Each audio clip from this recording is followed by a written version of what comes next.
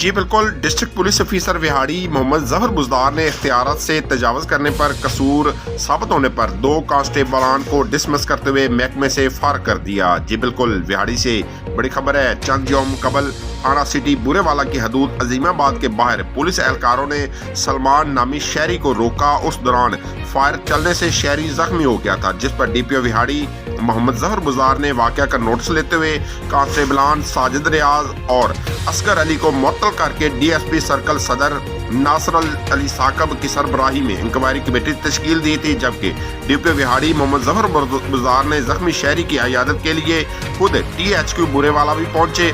DSP circle सदर की inquiry report की रोशनी में डीपीओ विहाड़ी मोहम्मद जहर बुजदार ने कसूर साबित होने पर दोनों कांस्टेबलान डिसमिस करते हुए महकमे से फारग कर दिया, जबकि मुकदमात का भी इंदराज कर लिया गया है। इस मौके पर डीपीओ विहाड़ी मोहम्मद जहर बुजदार का कहना था कि महकमे की बदनामी का बायस बनने वाले एहलकारों को किसी सूरत बर्दाश्त नहीं किया जाएगा।